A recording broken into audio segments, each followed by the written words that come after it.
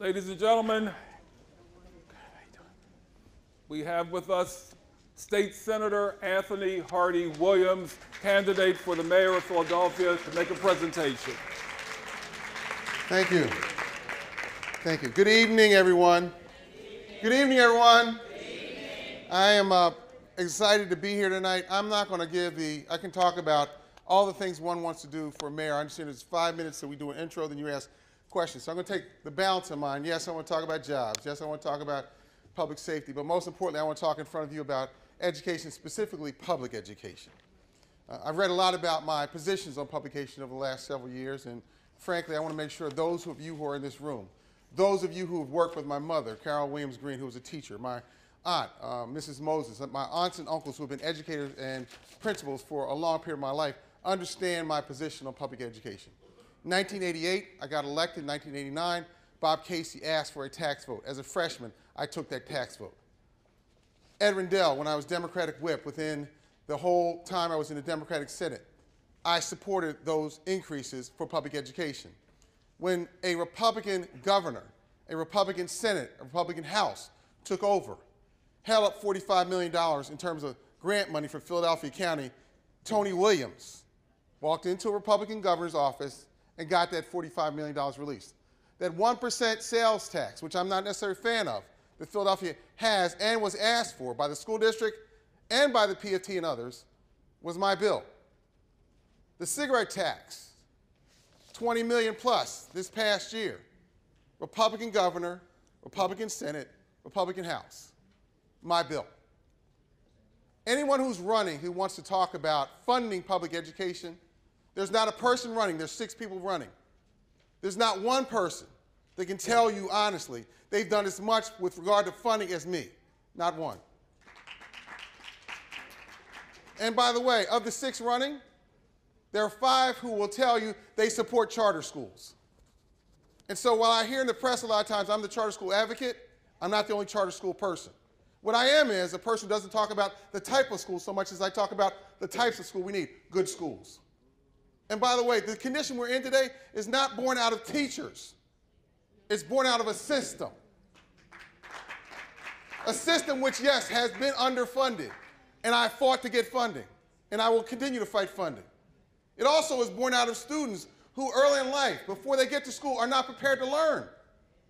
Daycares across Philadelphia are underperforming. We have to find ways to fund them the ways we haven't funded in the past.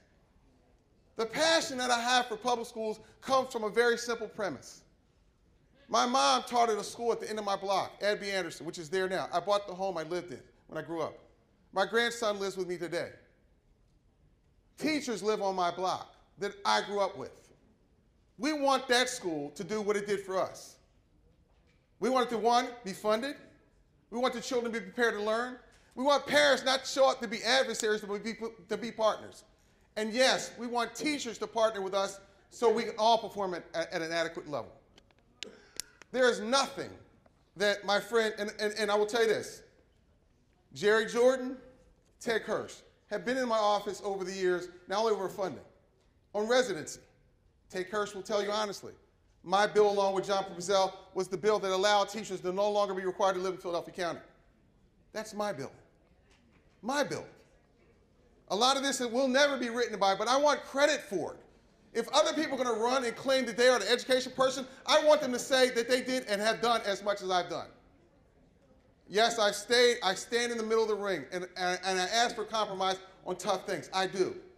Yes, I have supported options, because for some people, they want them.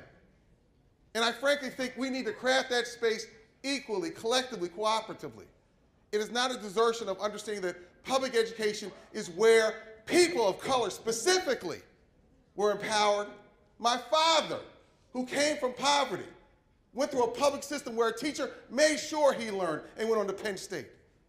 I've not lost my compass on any of this. I'm just current with where people are. I would hope people would accept the facts, not the rhetoric of a campaign, not the commentary of a campaign, but the truth of an individual in the campaign. I will stand with you going forward, and whatever our differences are on a given day, they're on a given day. Last year, Jerry Jordan and I talked on the phone when that cigarette tax was needed. I didn't ask for a press release. I didn't ask for him to endorse me. I simply asked for a partner so we could both fight against a governor who didn't want to give us that cigarette tax. I asked you tonight to honestly accept who I am, not what people print about me, and read the record of performance, because I will deliver. I delivered then, and I will deliver going forward. Thank you.